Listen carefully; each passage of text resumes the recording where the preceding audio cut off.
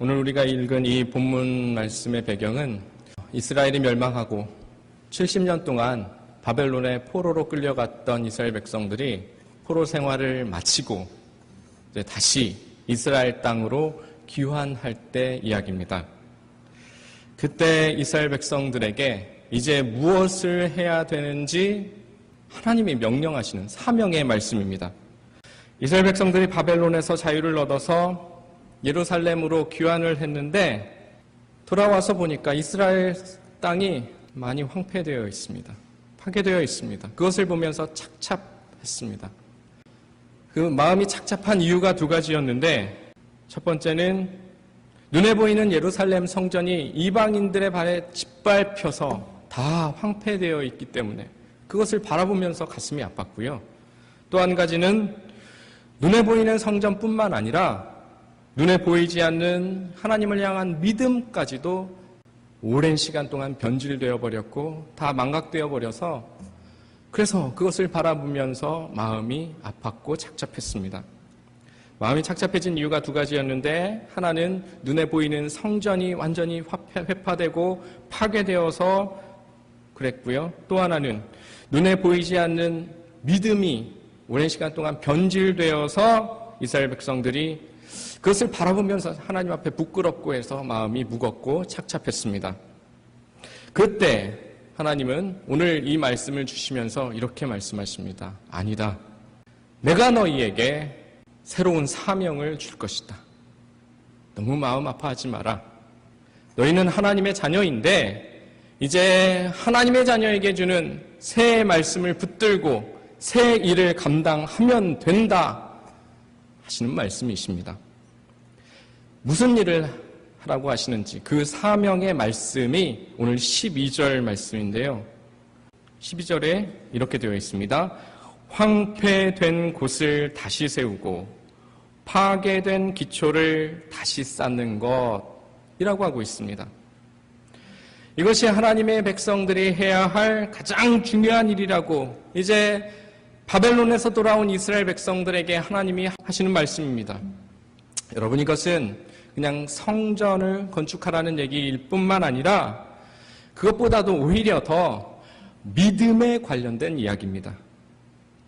하나님이 계시지 않아서 황폐해진 이스라엘을 다시 세우고 뿌리부터 흔들렸던 그 믿음의 기초를 다시 세우라는 하나님의 명령인 것입니다.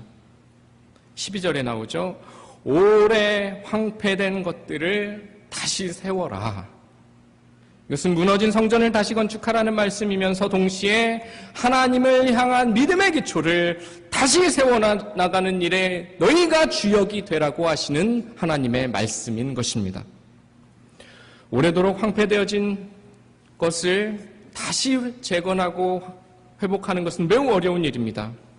잠깐 하루 이틀 잃어버렸던 신앙을 회복하는 것은 그래도 할만합니다. 한 달, 1년 잃어버렸던 신앙, 퇴색해버렸던 신앙을 다시 일으켜 세우는 것 그래도 할만합니다. 그러나 황폐된 기간이 아주 오래돼 버린 후에 그 잃었던 믿음을 다시 찾는다는 것은 매우 어려운 일이었습니다. 이스라엘 백성들이 하나님을 향한 신앙을 잃어버린 지 아주 오래되었고 그리고 그들이 예전에 믿었던 그 하나님의 자리에는 그들 이미 풍요의 신, 편안함의 신인 바알신이 자리하고 있었습니다. 오랜 세월 동안 바알신을 섬겨오던 사람들이어서 그것을 회복한다는 것이 정말 어려웠습니다. 사실 이스라엘 백성들이 바벨론으로 멸망하고 포로로 끌려간 근본적인 원인도 하나님을 버리고 바알신을 섬겼기 때문이었거든요. 그러니까 이스라엘 백성들이 자리를 옮겨서 바벨론에서 이스라엘로 왔다고 해서 옮겨왔다고 해서 바로 신앙이 회복되는 것이 아니었습니다. 이것은 오래 뼈 깊이 자리 잡은 신앙의 변질이었고 왜곡이었고 신앙의 무너짐이었습니다. 여러분, 쉽지 않습니다. 한 가지 일이 오래 반복이 되면 습관이 되고요. 그 습관되어진 것이 또 오래 계속 진행되면 전통이 됩니다. 아무리 잘못된 신앙이라고 해도 그 잘못된 신앙이 오래도록 반복되어지면 그게 옳은 신앙인 줄 알고 그대로 따라가게 되어 있습니다. 그런데 지금 그러니까 그것이 신앙이 되고 전통이 되고 신앙의 전통이 되고 오랜 역사가 되다 보니까 변질되어 버렸던 것을 다시 회복시키는 것은 정말 어려운 것이죠. 그런데 지금 하나님은 하나님의 자녀들에게 바로 그 일을 하라고 하는 것입니다.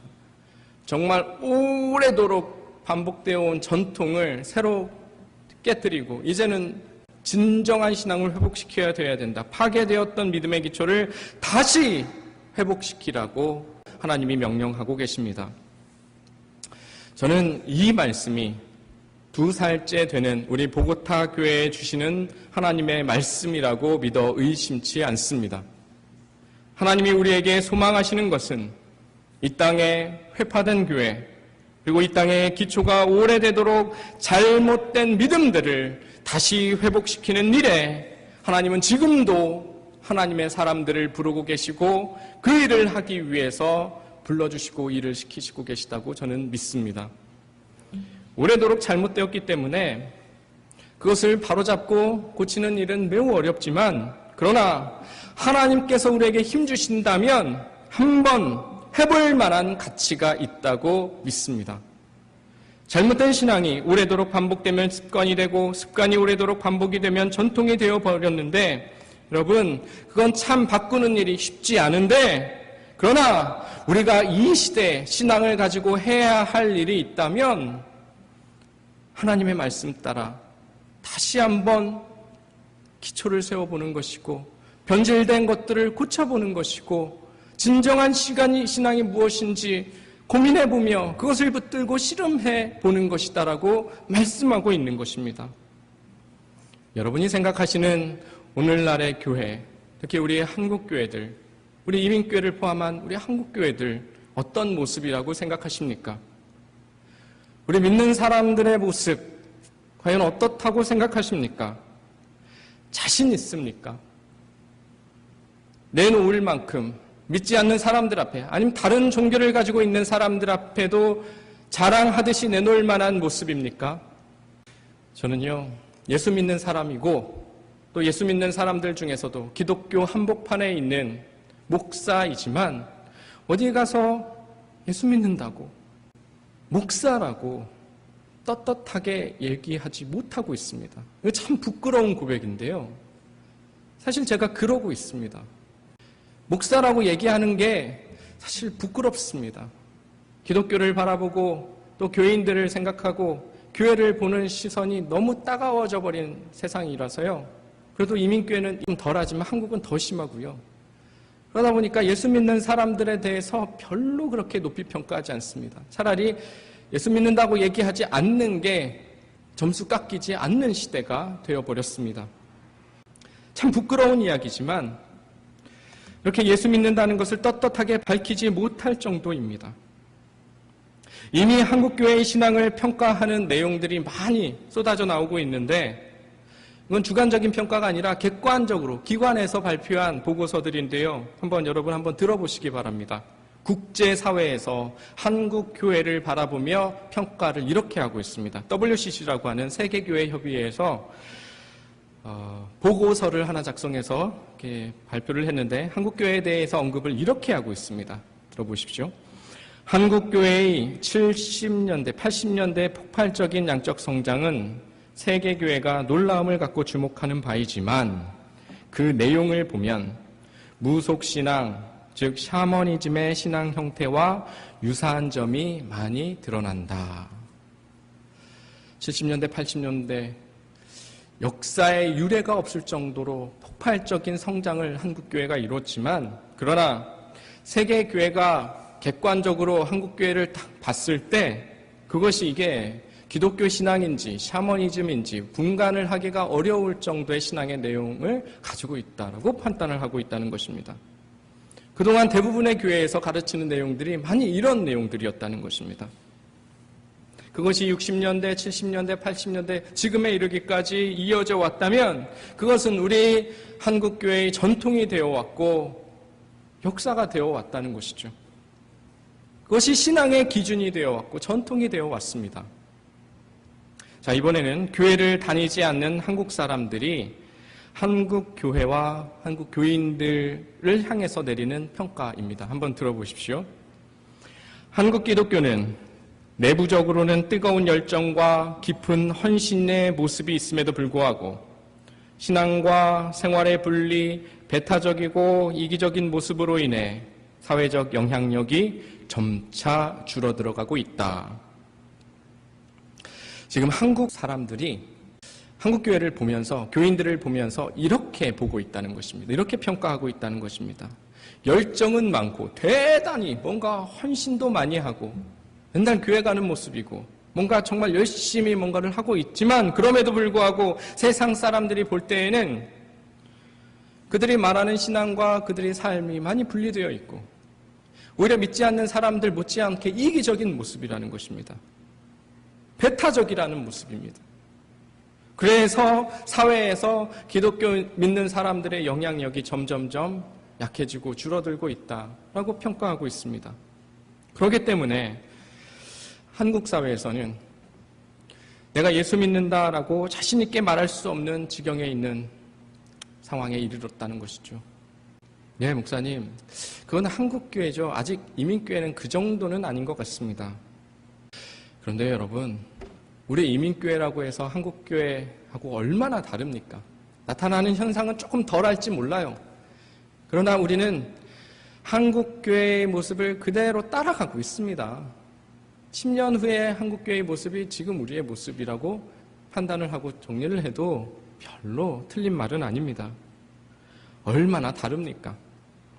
내 신앙은 절대로 무속신앙이라든가 샤머니즘이 절대로 섞여 있지 않다고 자신 있게 말할 수 있습니까? 신앙과 삶이 정확하게 일치되어 있으며 내가 그렇게 열심히 신앙의 삶을 살아가기 위해서 노력하고 있다고 자신 있게 말할 수 있으십니까?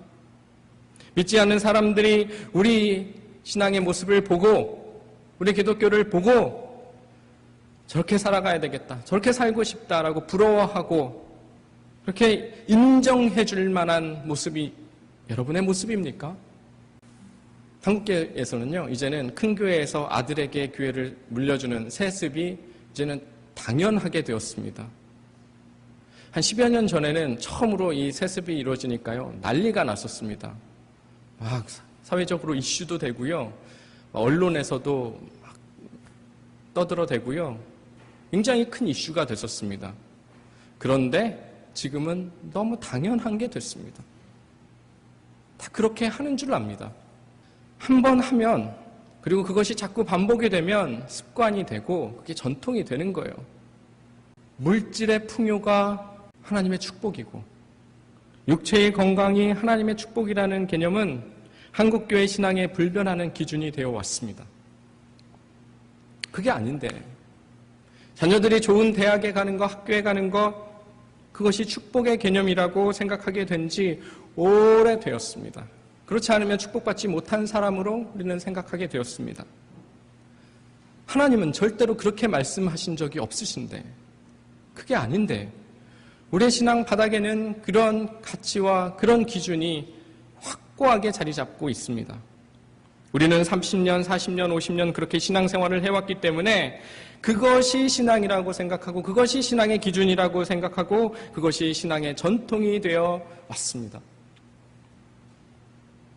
이 오랜 황폐화된 신앙의 기초를 어떻게 해야 되겠습니까? 우리가 바꿀 수 있겠습니까? 결코 쉽지 않은 일입니다. 왜냐하면 우리도 오래도록 그 안에서 그렇게 생각하며 그렇게 신앙생활을 해왔기 때문에, 그것이 참된 신앙이라고 믿어왔기 때문에 그것들 우리 밑바닥에서부터 내면에서부터 바꿔나간다는 것, 이건 결코 어려운 일입니다. 그러나 하나님께서는 오늘 말씀을 통해서 이 시대에도 그걸 바꿔야 된다, 다시 신앙의 기초, 황폐되었고 무너졌던 신앙의 기초를 다시 세워야 된다고 말씀하고 계십니다. 여러분, 이거 하실 수 있으십니까?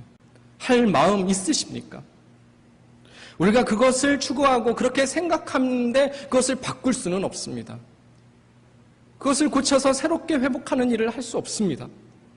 우리가 먼저 그것을 버릴 때, 우리가 먼저 우리 스스로 바꿀 때 그게 가능합니다. 물질이 축복이 아니라는 것을 우리가 버릴 때 그것을 바꿀 수 있는 운동을 할 수 있는 사람이 되는 것입니다. 건강이 축복이 아니라는 것을 우리가 알고 그대로 그 신앙 가지고 붙들고 살아가는 사람이 우리가 먼저 될 때 그런 가치를 가지고 교회를 세워나가는 사람이 될 수가 있습니다. 그러니까 절대로 쉽지가 않습니다.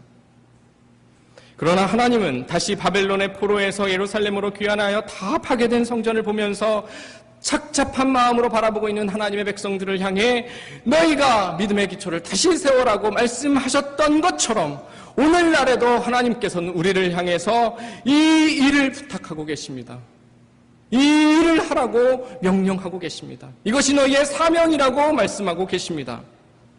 만약 우리가 이 무너진 기초를 다시 세우는 일에 힘을 다해서 참여할 수 있다면 이 시대의 신앙인으로서 그래도 보람있고 그래도 가치 있는 신앙생활을 한 사람들로 남게 될 것입니다.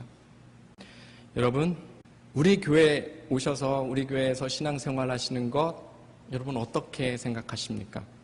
사실 뭐 좋은 부분들이 많지가 않죠. 참 많이 불편한 구석들도 많습니다. 그럼에도 불구하고 여러분들이 여기에 오시고 여러분들이 앉아서 예배를 그래도 꿋꿋이 드리시는 것은 그래도 어떤 가치가 있기 때문이라고 저는 생각을 합니다. 누구 강요에 의해서 억지로 오는 것은 아닐 거라고 생각합니다. 목사가 강요하거나 누가 억지로 강요하는 것은 아닐 거라고 생각합니다. 그래도 여러분이 생각하시는 그 나름의 어떤 가치가, 보고타 교회에 어떤 가치가 있어서 오는 것 아닌가라는 생각은 하는데요. 우리가 보고타 교회에 참여를 하고 싶다고 하는 것은 어떤 그래도 내가 추구할 만한 가치가 있다고 생각하고 오실 거라고 생각하는데요. 그리고 투자할 만한 가치가 있기 때문에 그래도 힘을 쏟으시고 또 나름 열심히 봉사도 하시는 분들도 계신 것이라고 생각합니다. 그 가치가 여러분에게는 무엇입니까? 어떤 것을 가치 있다 여기며 이 자리에 계시고 이 교회에서 신앙생활 하십니까? 네, 교제하기 편한 사람들이 그래도 좀 있어서 오시는 분들도 계실 것입니다. 그런 가치가 여러분이 그래도 여기서 신앙생활 할 만한 가치라고 생각하시는 분들도 계실 것입니다. 그리고 여러 가지가 있을 것입니다. 그런데 여러분, 이왕 이 어려움들을 감수하시면서 찾은 가치라면 그런 것들보다는 조금 더 가치 있는 것들을 한번 생각해 보셨으면 좋겠습니다. 이왕 신앙생활 하시는 거 그래도 가장 좋은 가치가 무엇인지 알고 그 가치를 추구하면서 좀 불편한 것들을 감내하면서 신앙생활 하는 게 낫지 않겠습니까? 안 그러면 좀 편한 곳, 더 좋은 곳, 그래도 세상 사람들한테 자랑할 만한 곳, 거기서 신앙생활 하는 게 더 낫지 않겠습니까? 그 가치가 무엇이냐면요, 오늘 말씀이 하시는 것입니다. 많이 황폐해진 우리 한국교회의 신앙들, 이 많이 없어져 버린 신앙의 기초를 함께 세워나가는 그 일에 우리가 동참하는 그 가치, 우리가 함께 그 일을 한번 해보자고 생각하는 그 가치, 그 귀한 가치를 두고 우리가 함께 신앙생활을 한다는 것은 이것은 우리의 인생을 걸고 평생 투자할 만한 가치 있는 신앙이라고 저는 믿습니다.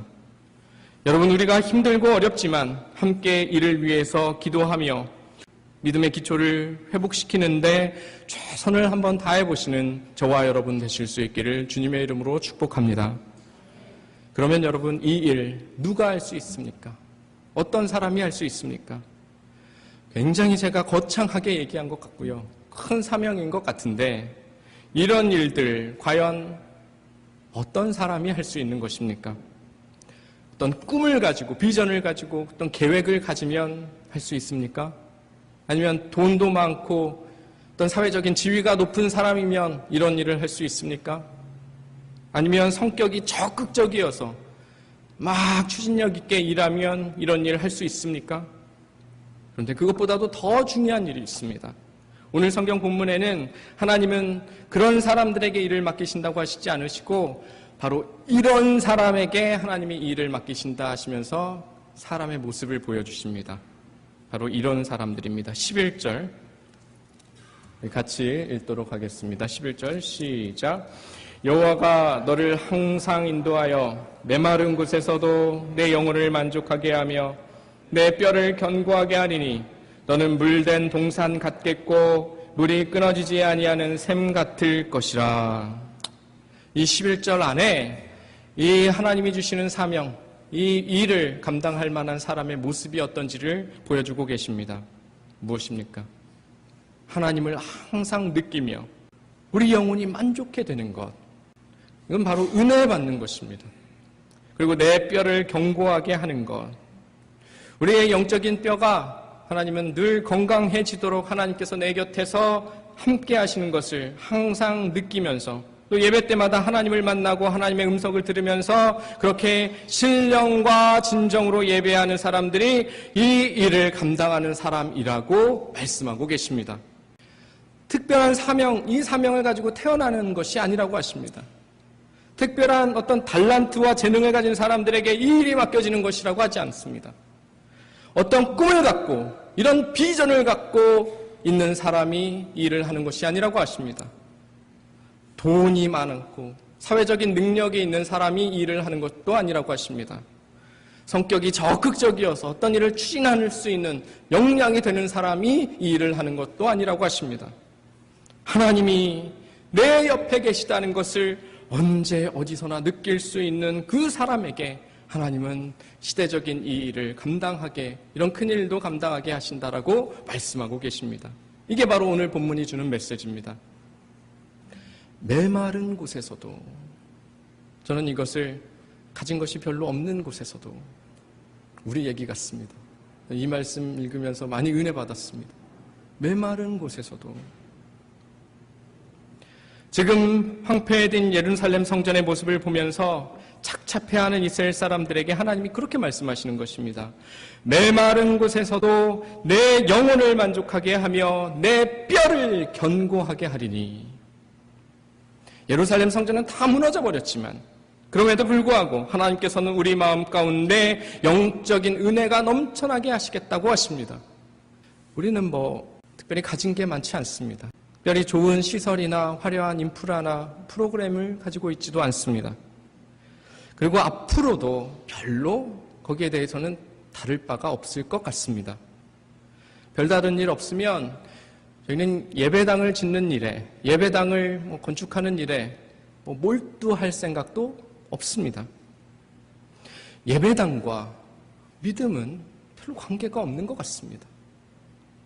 좋은 시설이나 화려한 프로그램과 진정한 신앙의 건강함과는 관계가 없는 것 같습니다. 사람이 많은 것과 그리고 재정이 넉넉한 것과 그 교회의 신앙과 직접적인 관계가 없는 것 같습니다. 믿음이라고 하는 것은 항상 내 곁에 하나님이 계시다고 하는 것을 날마다 느끼고 날마다 그 하나님과 동행하려고 애쓰는 사람들에게 영적인 은혜가 충만해지는 것이고 뼈에 강건함도 생기는 것이다라고, 그것이 영적인 건강이라고 오늘 말씀하고 계시거든요. 사랑하는 여러분, 하나님께서는 바로 이런 사람에게 이 큰 사명을 맡기시고 계십니다. 그렇기 때문에 우리가 힘써 해야 될 일은 우리 한인교회의 회복을 위해서, 한인교회의 무너진 기초를 회복하기 위해서 어떤 일을 계획하고 비전을 품고 이런 일을 나누고 그런 일들이 아니라는 것입니다. 그런 일들보다는 그렇게 해봐야 우리가 할 수 있는 것도 없고요. 또 성과도 그렇게 많지 않을 것입니다. 우리가 얼마나 해봤자, 우리가 얼마나 대단한 것들을 해봤자 교회가 뒤집어지고 한국교회가 달라지고 그러겠습니까? 그러나 하나님의 말씀 속에 비추어 보면 우리가 할 수 있는 것은 하나입니다. 그것은 우리가 예배 때마다 하나님을 만나는 것입니다. 우리 매일매일 삶 속에서 하나님이 내 곁에 계심을 늘 느끼며 사는 것입니다. 비록 내 주위의 신앙생활을 할 수 있는 환경은, 인프라는 많이 좋지 않지만, 황폐되어 있지만, 그러나 하나님 안에서 은혜를 받고 하나님 안에서 영적인 건강을 회복하기 위해서 애를 쓰고자 한다면 하나님께서 그런 사람에게 큰 일도 맡겨주시고 그 사람을 통해서 이 시대에 필요한 일들을 하신다고 하십니다. 여러분들, 제가 좀 거창한 얘기를 했습니다. 그래서 이게 과연 우리가 할 수 있는 일일까 싶으시기도 하실 것입니다. 그러나 여러분, 너무 걱정하지 마십시오. 우리가 열심을 내서 해야 될 것은 그냥 딱 하나입니다. 한 가지만 하면 잘하면 됩니다. 매일매일 애써서 하나님이 나와 함께 계심을 느끼는 것입니다. 그것만 하시면 됩니다. 그것만 잘하시면 하나님께서 이 시대에 필요한 일들을 우리를 통해서 하신다고 하십니다. 그래서 저는 보고타 교회에서 매주일 우리가 예배를 잘 드리는 일에 지금보다도 더 많은 수고를 앞으로 해나갈 것입니다. 일주일에 한 번씩 이 자리에 오시는 여러분들이 하나님을 만나고 가지 못한다면 그것처럼 안타까운 일이 없습니다. 교회는 여러분들이 하나님을 만나고 가실 수 있도록 최선을 다해 노력하실 것이고요. 여러분들도 이 자리에 오실 때 그 하나님 만나고자 하는 마음, 열정, 기대, 그런 진실한 마음 가지고 오셨으면 좋겠습니다. 아는 사람 만나러, 내가 좋아하는 사람 만나러, 목사 만나러, 순식구들 만나러 오는 것도 좋지만 그래도 꼭 만나고 가셔야 될 분은 바로 하나님이십니다. 여러분들이 오실 때마다 다른 분들 못 만나고 가시더라도 꼭 이 자리에서 하나님 만나고 가시는 여러분 되실 수 있기를 주님의 이름으로 축복합니다. 무슨 일을 하고자 계획을 세우지 않아도 괜찮습니다. 어떻게 해야 되겠다고 고집 피우지 않아도 괜찮습니다. 우리만 할 수 있다. 이거 우리 교회만 할 수 있어. 이렇게 자신만만하고 용기 있게 나서지 않아도 괜찮습니다. 그저 매일매일 여러분들이 은혜 받기 위해서 애쓰시는 것만으로도 충분합니다. 하나님이 나와 함께 계심을 날마다 느끼기만 하면 됩니다. 그리고 그것을 알 수 있는 훈련을 열심히 받기만 하면 됩니다.